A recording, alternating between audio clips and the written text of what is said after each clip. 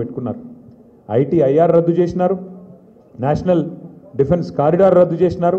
దాంతోపాటు సరే వాళ్ళు ఇవ్వలేదు, ఇవ్వాలనుకోలేదు, వాళ్ళకి ఇష్టం లేదు, తెలంగాణ మీద ప్రేమ లేదు బీజేపీకి, మోడీ గారికి, కాబట్టి ఇవ్వలేదు. కానీ మనం కష్టపడి తెచ్చుకున్న పరిశ్రమల్ని కూడా ఇలా ఎత్తుకొని పోతున్నది బీజేపీ ప్రభుత్వం. నిన్న మొన్న మీరు వార్తల్లో చూసుండొచ్చు.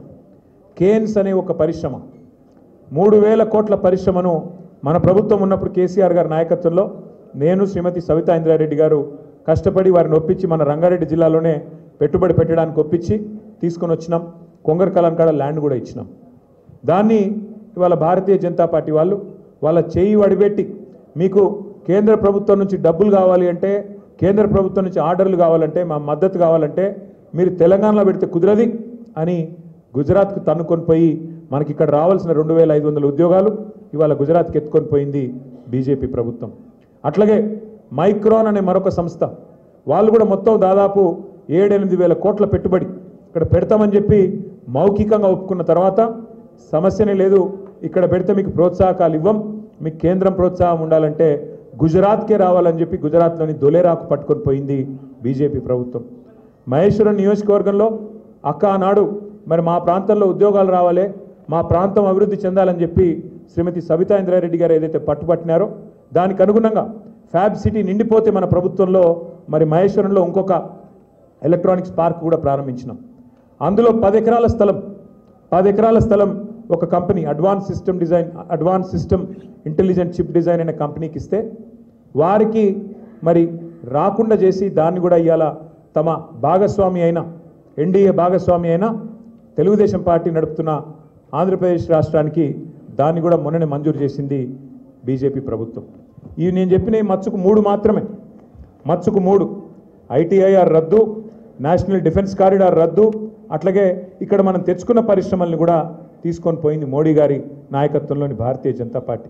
ఇంత మాత్రమే కాదు, శ్రీమతి సబితా ఇంద్రారెడ్డి గారు విద్యాశాఖ మంత్రిగా ఉన్నప్పుడు ఒకసారి కాదు ఎన్నోసార్లు ఢిల్లీకి పోయి అక్కడ పెద్దలను అడిగినాం, మీరు చట్టం ప్రకారం మాకేం మీరు మెహర్బానీ చేస్తలేరు, చట్టం ప్రకారం మీరు మాకు ఇవ్వాలి, నవోదయ పాఠశాలలు కొత్త జిల్లా ఏర్పడితే జిల్లాకొకటి మీరు ఇవ్వాలి.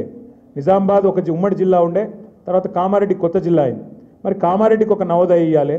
మా రంగారెడ్డి ఉమ్మడి జిల్లా ఒకటి ఉండే, కొత్తగా మేడ్చల్ అయింది, వికారాబాద్ అయింది, మరి వికారాబాద్కు అట్లాగే మేడ్చల్ కూడా ఒక్కొక్క నవోదయ ఇవ్వాలి. అట్లాగే 10 జిల్లాల తెలంగాణ 32 జిల్లాలు అయింది, మరి ఇంకో 22 జిల్లాల్లో నవోదయ పాఠశాలలు ఇవ్వాలంటే ఇప్పటి వరకు నవోదయ పాఠశాలలు కూడా ఒక్కటి కూడా మంజూరు చేయలేదు మోడీ ప్రభుత్వం. పాఠశాలలు కాదు, ఏ ఒక్క విద్యా సంస్థ ఈరోజు వరకు కరీంనగర్లో IIIT దాదాపు 2014 కొద్దిగా అటు ఇటుగా మంజూరు అయింది, కానీ దాన్ని కూడా అడ్డుకున్నది బీజేపీ ప్రభుత్వం. అట్లాగే Indian institute of management IIM ఇవాళ భారతదేశంలోని అన్ని రాష్ట్రాల్లో ఉంది IIM, కేవలం ఒక మన రాష్ట్రంలో మాత్రమే లేదు. మరి మాకు ఇవ్వండి, మా వరంగల్లోనో మా కరీంనగర్లోనో లేదా మా మహబూబ్నగర్లోనో నల్గొండలో మీ ఇష్టం ఉన్న కాడి ఇవ్వండి అంటే దాన్ని కూడా ఎత్తగొట్టింది, విద్యార్థుల నోట్లో మట్టి కొట్టింది బీజేపీ ప్రభుత్వం. ఇవి మాత్రమే కాదు, 157 మెడికల్ కళాశాలలు భారతదేశం మొత్తం ఇచ్చి మనకు ఒక్క కాలేజ్ కూడా తెలంగాణకి ఇవ్వకుండా విద్యార్థులకు తెలంగాణ యువతకు మరి అవకాశాలు రాకుండా చేయాలని కుట్ర పన్నింది. ఆనాడు మనకు సహకరించకుండా ఇబ్బంది పెట్టింది భారతీయ జనతా పార్టీ నాయకత్వం. చెప్పుకుంటూ పోతే ఎన్నో ఉన్నాయి.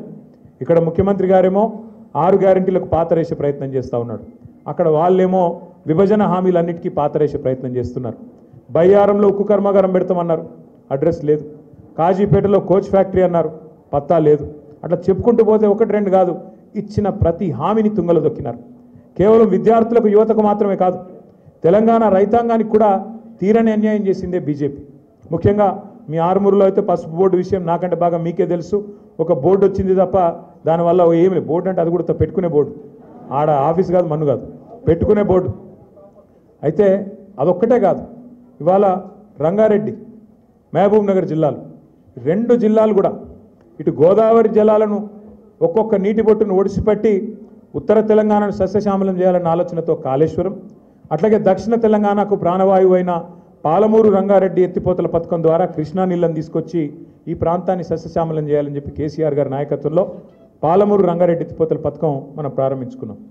2014లో ఆనాడు శ్రీమతి సుష్మా స్వరాజ్ గారు మహబూబ్ నగర్కి వచ్చినారు. వచ్చి మహబూబ్ నగర్లో పబ్లిక్ మీటింగ్లో అనౌన్స్ చేసినారు, మా భారతీయ జనతా పార్టీ ప్రభుత్వం వస్తే పాలమూరు రంగారెడ్డి ఎత్తిపోతల పథకానికి జాతీయ ప్రాజెక్టు హోదా ఇస్తామని.